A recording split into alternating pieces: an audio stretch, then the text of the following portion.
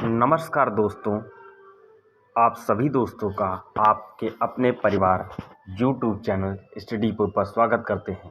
यही सहयोग और प्यार आपके अपने परिवार के ऊपर बनाए रखिए और अपने काम को कंटिन्यू जारी रखिए। जैसे जो आपका विषय है वो है पर्यावरण, इन्वायरमेंट के ऊपर विशेष टॉपिक है। जब बात करते हैं भारत के प्रमुख रामसर स्थलों की बात करते हैं, सबसे पहले जब बात करते हैं तो करंट में बात करते हैं तो रेणुका वेटलैंड हिमाचल प्रदेश के सिरमौर जिले में स्थित है। यह वेटलैंड एक प्रतिष्ठित तीर्थस्थल भी है। यह हिमाचल प्रदेश की सबसे बड़ी प्राकृतिक झील है और यहाँ प्रोटोजोआ से लेकर स्तनपायी तक 440 से अधिक जीव जंतुओं को समृद्ध जैव विविधता पाई जाती है। 2005 में इसको रामसर स्थल का दर्जा दिया गया था। इसकी बात करते हैं। दूसरी हमारी है वेम्बनाड झील, जो कहाँ पे है, केरल की सबसे बड़ी झील और भारत की सबसे बड़ी लंबी झील है वेम्बनाड झील। सुंदरबन के बाद भारत में दूसरा सबसे बड़ा रामसर स्थल है ये वेम्बनाड। इसके पूर्वी तट पर कुमारकोम पक्षी अभ्यारण्य स्थित है। वेम्बनाड झील में एक छोटा सा खूबसूरत द्वीप है जिसे पथीरामनल या मिडनाइट सैंड्स कहा जाता है।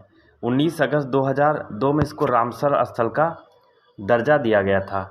दूसरी स्लाइड के ऊपर आते हैं। ये विशेष टॉपिक है, जीके के मिस्टर टॉपिक के बारे में हम डिस्कशन करेंगे इस पे।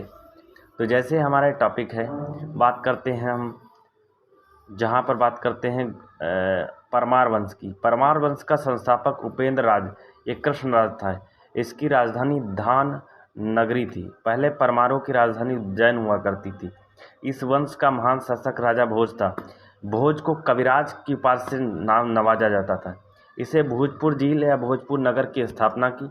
राजा भोज ने अपनी राजधानी में सरस्वती मंदिर बनवाया।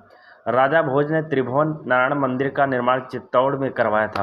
भारत के जब मध्यकालीन मिडाइवल हिस्ट्री ऑफ इंडिया की बात करते हैं तो भारत पर सबसे पहले मोहम्मद बिन कासिम तुगलक ने 1712 ईस्वी में सिंध पर आक्रमण किया। उसने विजय प्राप्त की। उस समय सिंध पर जो शासन था वो राजा दाहिर का शासन था। सिंध पर आक्रमण का आदेश अरब के सूबेदार अल हजाज ने दिया था। भारत पर अरबों के आक्रमण का मुख्य उद्देश्य धन दौलत लूटना और इस्लाम धर्म का प्रचार प्रसार करना था। अरबों के सिंध विजय की जानकारी चचनामा से प्राप्त होती है। मोहम्मद बिन कासिम तुगलक ने जब यहाँ अटैक किया तो लगभग 712 ईस्वी में जुनैद की सिंध को राज्यपाल नियुक्त करके भारत वापस लौटा और यहाँ पर प्रतिहार शासक नागभट्ट को पराजित किया था। अरबों ने सिंध में ऊँट पालन और खजूर की खेती का प्रचलन प्रारंभ किया। नेक्स्ट बात करते हैं मोहम्मद गजनवी के बारे में। मोहम्मद गजनवी के बारे में बात करते हैं तो इसके पिता का नाम सुफुद्दीन था। मोहम्मद गजनवी में 971 ईस्वी में हुआ था। मोहम्मद गजनवी 998 ईस्वी में राजगद्दी के ऊपर बैठा और इसने भारत पर पहला आक्रमण 1000 ईस्वी में पेशावर पर किया था। मोहम्मद गजनवी ने भारत पर 17 बार आक्रमण किया।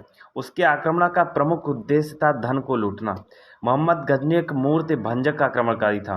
मोहम्मद गजनवी 1001 में राजा जयपाल को हराया। मोहम्मद गजनवी में 1025 में सोमनाथ मंदिर पर आक्रमण किया और इस आक्रमण के समय उसने 50,000 हिंदुओं का कत्ल किया। और मोहम्मद गजनवी का भारत पर अंतिम आक्रमण 1027 ईसा पूर्व में जाटों के विरुद्ध था। सुल्तान की उपाधि धारण करने वाला पहला शासक मोहम्मद गजनी था। मोहम्मद गजनी ने गजनी में विश्वविद्यालय स्थापित किया। मोहम्मद गजनी की मृत्यु 1030 ईस्वी में हुआ। अलबरूनी, फिरदौसी और फारूकी मोहम्मद गजनी के दरबार में रहते थे। शाहनामा की रचना फिरदौसी ने की तथा किताबुल हिंद की रचना अलबरूनी ने की। ये दोनों मोहम्मद गजनी के समय भारत आए। मोहम्मद गौरी भारत पहला आक्रमण 1175 ईस्वी में उसने मुल्तान पर किया। मोहम्मद गौरी ने दूसरा आक्रमण 1178 ईस्वी में पाटन गुजरात में किया। पाटन के जो उस समय शासक थे भीमदेव, उन्होंने इसको बुरी तरह पराजित किया।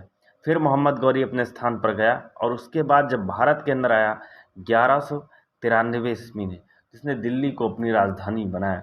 और 1191 ईस्वी में जब होता है यहाँ पर युद्ध, तो उस युद्ध में पृथ्वीराज चौहान से मोहम्मद गौरी क्या हो जाता है, पराजित हो जाता है। लेकिन दूसरे युद्ध में मोहम्मद गौरी क्या होता है, उसकी विजय हो जाती है। और मोहम्मद गौरी की मृत्यु 1206 ईस्वी में हुई थी। अब दिल्ली सल्तनत की बात करते हैं, जिस समय गुलाम वंश की स्थापना हुई। 1206 ईस्वी में कुतुबुद्दीन ऐबक मोहम्मद गौरी का गुलाम था। मोहम्मद गौरी के समय वह दिल्ली का गवर्नर था। कुतुबुद्दीन ऐबक ने अपनी राजधानी लाहौर बनाई और लाख बख्श कहा जाता था। इसके अर्थात इसका मतलब होता है लाखों का दान देने वाला। कुतुबुद्दीन ऐबक ने दिल्ली की कुतुब उल मस्जिद का निर्माण करा और अजमेर का अलाउद्दीन झोपड़ा का निर्माण उसी ने करवाया था। दिल्ली की कुतुब मीनार का निर्माण भी कुतुबुद्दीन ऐबक ने करवाया। उसने अपनी पुत्री की शादी इल्तुतमिश से की और कुतुबुद्दीन ऐबक का अर्थ होता है चंद्रमुखी। नालंदा विश्वविद्यालय का ध्वस्त बख्तियार खिलजी ने करवाया, जो ऐबक का सेनापति था। ऐबक की मृत्यु 1210 ईस्वी में चौगान में पोलो खेलते समय घोड़े से गिरकर हुई। उसे लाहौर में दफनाया गया। कुतुबुद्दीन ऐबक का उत्तराधिकारी था आराम शाह, जिसकी हत्या 1211 ईस्वी में इल्तुतमिश ने की और दिल्ली की गद्दी पर बैठा।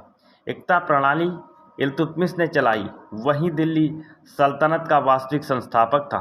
उसने 40 गुलामों का एक संगठन बनाया, जिससे तुर्क चहलगामी के नाम से जाना जाता है।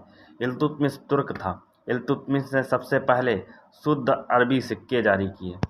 तो ये कुछ मिक्स आपकी स्टैटिक जीके की क्लास थी, जो कहीं ना कहीं ये टॉपिक्स हैं, ये आपकी परीक्षा में विशेष करके बहुत ही मदद करेंगे। तो यही सहयोग और प्यार अपने परिवार यूट्यूब चैनल के ऊपर बनाए रखिए और मेहनत और लगन से पढ़ाई करते रहिए। जय हिंद, जय भारत दोस्तों। नमस्कार दोस्तों।